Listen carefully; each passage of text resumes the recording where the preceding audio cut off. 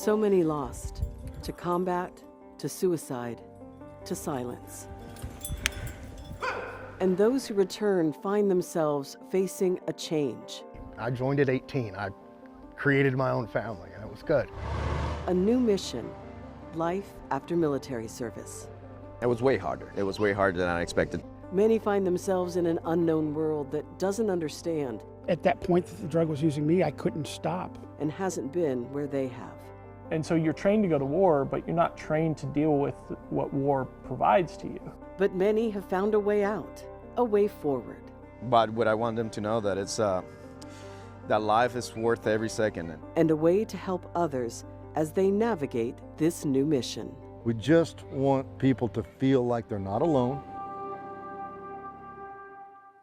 Alaska is the state with the highest number of veterans per capita, with almost 70,000 military veterans. Verdi Bowen, Director of Veterans Affairs with the state of Alaska, estimates that a third of Alaskans are either veterans themselves or have veterans in their families, including us. My father, Colonel James Polsha, was stationed in Alaska in the late 90s and early 2000s. And my dad was a Master Sergeant in the Air Force stationed out at Elmendorf. Now, one of the things that we have learned while preparing for this program is when service members leave the military, they still have a desire to serve. You're going to meet a number of veterans in the next hour. We're going to talk about some of the issues they face and some resources available to help.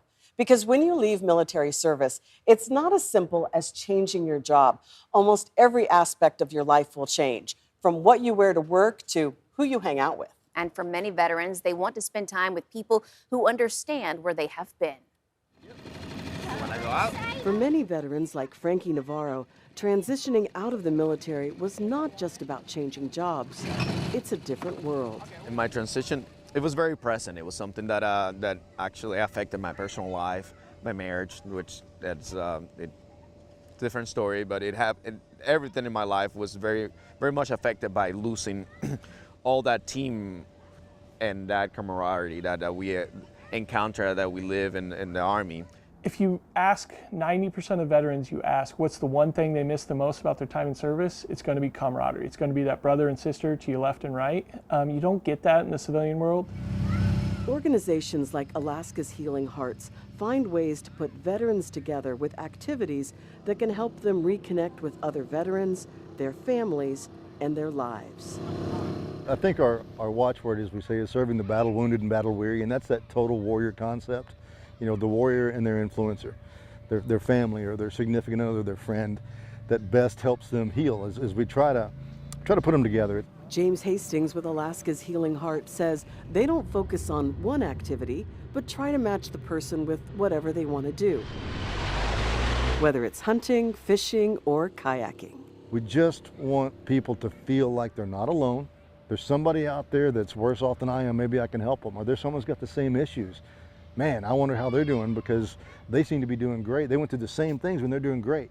I wonder what they did. So if we can put those folks together, they share the tips, trades, and the tips and the skills of just survival. A fall retreat allowed families to get together. With this particular weekend, we've got bounce houses for the kids, we've got boats for the kids, we've got trail rides. Most everything's focused on the kids because this is mostly families signed up here. We want them to feel that family level of enjoyment because that opens up lines of communication. 20 years ago, when I was homeless on the street. This is Devin Stewart's third retreat with the group, and he says a lot has changed personally since that first time. The first year I came in, I weighed 105 pounds more than I weigh right now. I couldn't walk from my cabin down over there to the bonfire. I couldn't, without just being exhausted and feeling horrible. Getting out of the house, that was my first time really getting out of the house and going and doing anything. Trying not to cry cause another brother died. You could swap war stories out here if you wanted. You talk about fight and stuff. You could talk about nothing at all and sit and enjoy your beer or your soda pop. One day you're putting up pictures of your kids. But there's people here that have ears and they're willing to listen. They're happy to hear. We're among our people out here, if that makes sense. Many who have found help through Alaska's Healing Hearts return and continue to serve. But I do volunteer with these guys quite a bit. So I'm here to enjoy the the time, but I also bring my guitar in case anybody wants to like jam out. The organization like this helped me get out of my funk, out of my cloud. Even when I might not be the best person in the world, the best man, or probably the best friend, service and serving others makes me learn how good can you be to other people. Hastings says they focus on comfort first and foremost, and then get in the outdoors for a bit of adventure. Fun causes smiles, causes laughter.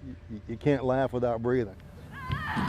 So we get them breathing, get them excited, get them going, and then we go from there.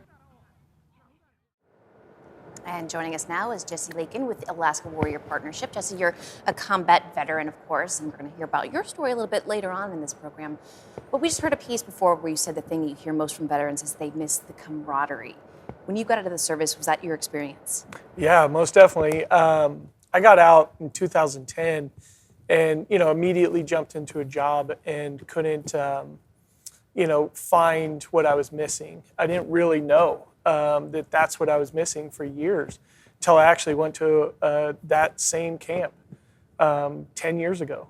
James and his crew invited me out and introduced me to what serving veterans is. At the time, I just was lost walking through the civilian world and went to that camp. And I'm here now running a large organization across the state that covers almost every veteran that we have in our state.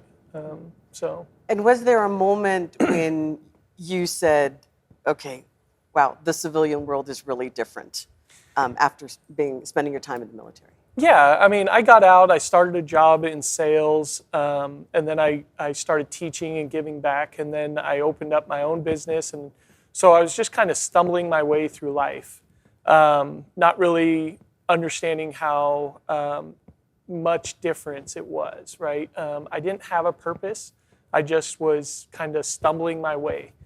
And after that camp, I saw that, hey, my story could help other veterans, became my purpose. So, if you could go back and give yourself advice, what would it have been after all the experiences that you have had?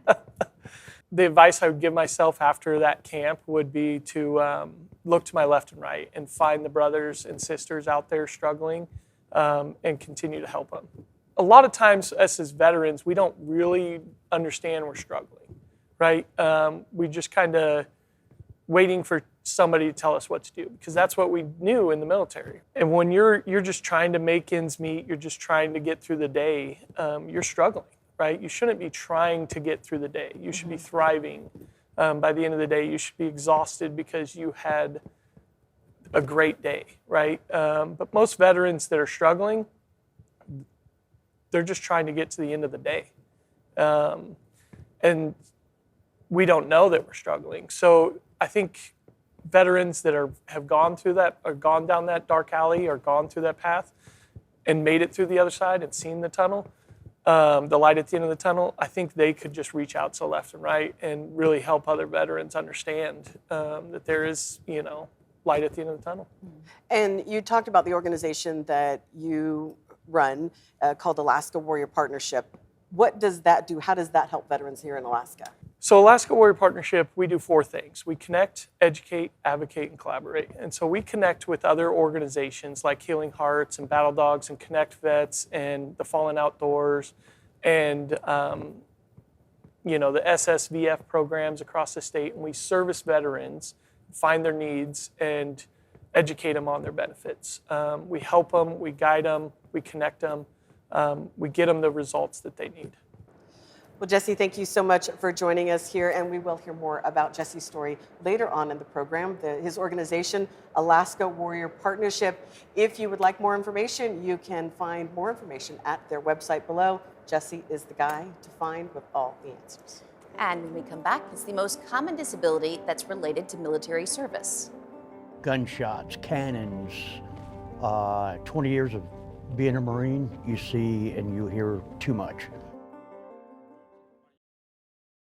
From cannons to engines and gunfire, there are many reasons people in the military have hearing loss. And according to the VA, 37.5 million Americans have lost some of their hearing. and that is by far the most prevalent service-connected disability. And as of 2020, more than 1.3 million veterans are receiving disability compensation for hearing loss, and more than 2.3 million received compensation for tinnitus. That's according to the Veterans Benefits Administration compensation report. And we recently met with an audiologist who walked us through the hearing test so that we can see how quickly hearing can be lost. Okay, so what I'm going to ask you to do is raise your hand when you hear the beep. Some beeps will be softer than others. Listen carefully.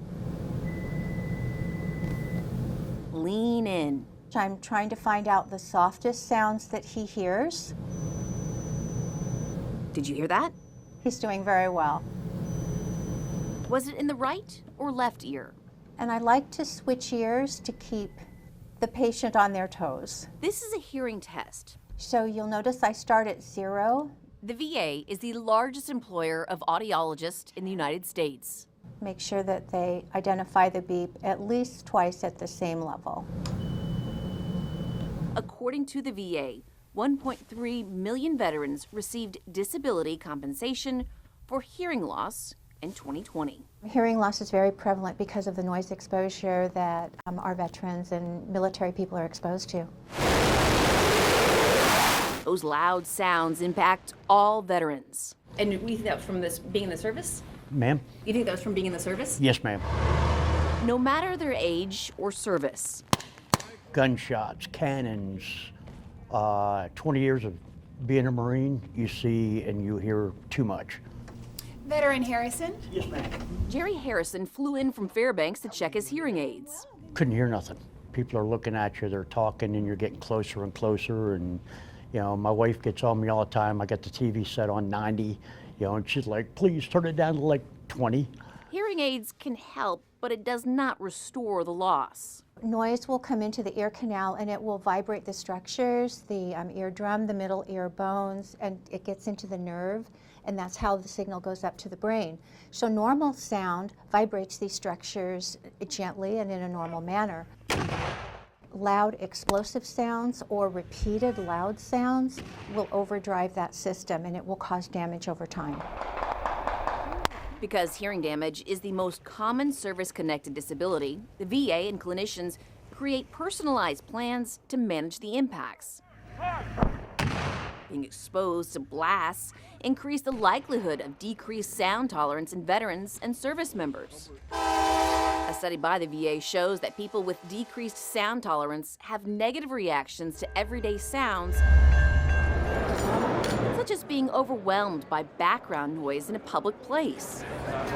They cannot hear well in noise. They feel that people are mumbling instead of speaking clearly. And that's a clear ear canal. Very good. And we can help maybe make it less noticeable, but we can't fix it. It can't be fixed, but it can be managed. According to a recent study from Johns Hopkins, mild hearing loss doubled the risk of dementia, and moderate hearing loss tripled the risk, saying brain scans showed hearing loss could contribute to a faster rate of atrophy in the brain. They also said hearing loss contributes to social isolation and causing people not to engage in conversation, and that can also affect the risk of dementia. Hearing loss has also been linked to increased feelings of depression and a loss of balance. When we come back, though they have served, many don't consider themselves veterans. There are almost 10,000 veterans who are women in Alaska, but fewer than 1/3 are signed up for VA health services. That's according to a group that advocates for women veterans in the state. The question, of course, is why? Why don't women raise their hands to claim their place? Here it is. 2nd Platoon. This was in 1990. This is when the Gulf War was kicking off. They were right here in this big sea of green. There she is. This is black and white, but yeah, right there. This is my annual from airborne school. So jump school, where you jump out of airplanes. Visual proof, representation. I was a military police officer on active duty. Vanessa Mead was in the Army. But I think with women veterans in particular, when you don't see yourself, you don't really, there's like this stereotype of what veterans are. And I think it's shifting. Yeah, so it's my story on my hands for everyone to see.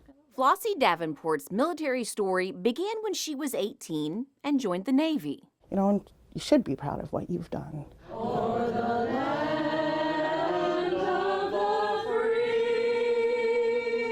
more than 1.7 million women who are veterans in the United States. So we have over 10,000 women veterans in Alaska, and women veteran population is actually the fastest growing population of veterans in the whole country, and in Alaska in particular. And Alaska has, I think we're in the top 2 as far as per capita, the number of women vets and veterans just generally, but women vets too. But many women don't know they qualify for veteran services. So Meade created Operation Mary Louise, which connects women veterans to the VA and each other. Incoming! She says 1/3 of veterans in Alaska use VA healthcare. Weapons. Place system on weapons hold. In a 2016 study from Services Women's Action Network, 74% of the respondents said their services aren't recognized by the public. And a lot of times women feel really invisible as veterans. A lot of what I do is for my daughters. Well, I have 4 kids, and 1 son, but 3 girls. I don't want them to be afraid, and I want them to be proud of themselves and look at me and say, you know what, my mom was strong. My mom did things. She represented women, their services, and encouraged a future generation. Davenport's daughter signed up to serve. She is actually in the Alaska Military Youth Academy right now. She is halfway done. She's made tremendous leaps and bounds, and I can hear it in her voice and see it in her letters, and I'm so proud of her. And she knows she wants to join the military after, and so she'll be the 3rd female veteran or service member and 5th in my family. When we come back, we tackle the tough conversation about veteran suicide. All I had was doubt, and I looked over and had an easy access, easy way out. I was so miserable living that way. I didn't know that there were resources out there, so I chose suicide.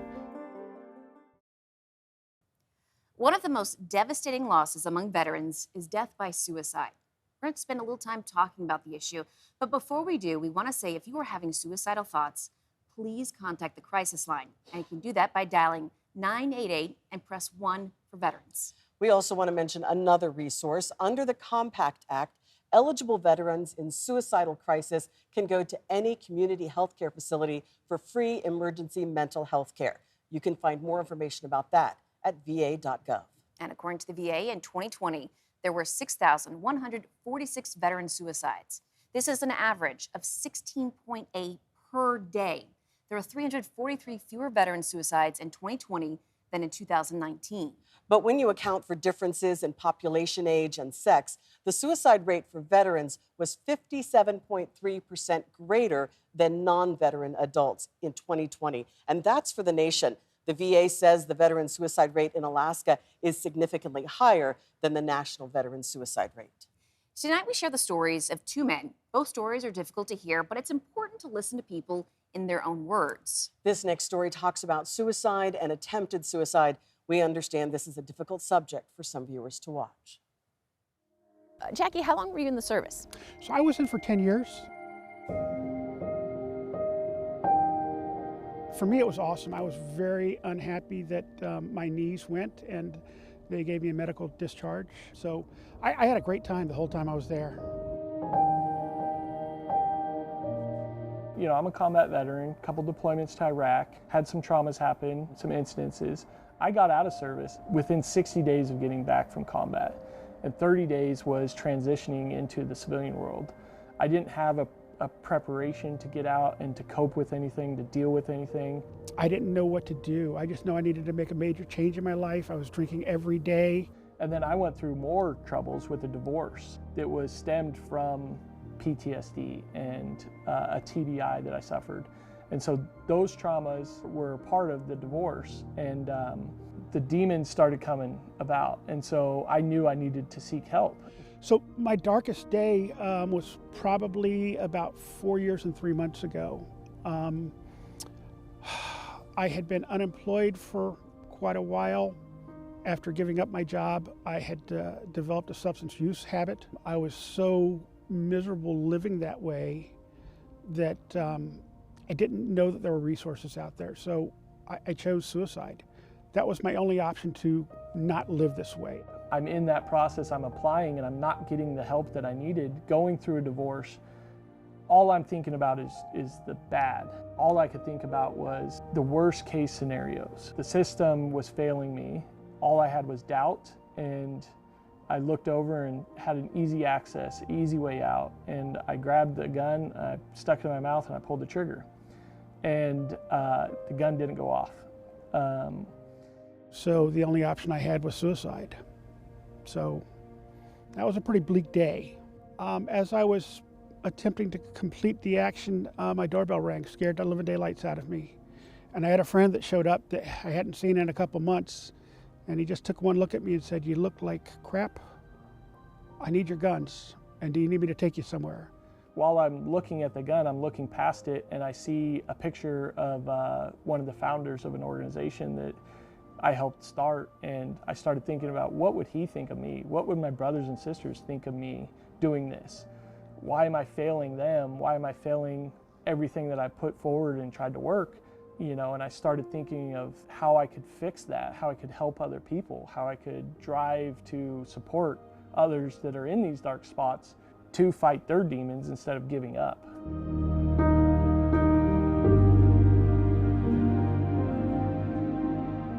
And that was when I finally went to the VA and said, "Hey, look, I don't know what to do. I'm an addict, and I don't know how to quit." And I was going to take my life the other night, but I figured that I'll give this a shot. The VA was, so non-judgmental, and they recommended that I go to the domiciliary, which I didn't even know that we had here in Anchorage. It's a 50-bed inpatient facility for veterans. They have substance use problems or homeless problems. And so my mindset shifted as soon as it was all positive after that.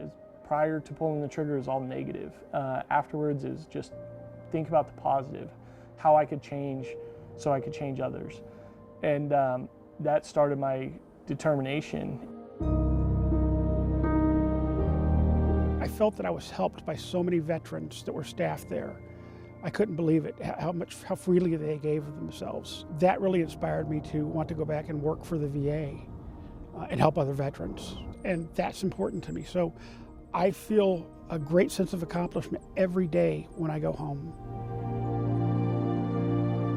At the time, this was within the last 8 years, I was homeless, my support system was taken away, I was broke, my bank accounts were cleaned out, and I was only thinking about the negative of life. And then since then, I've been able to build that back up and get myself founded and stable enough to support others. I own my own home now.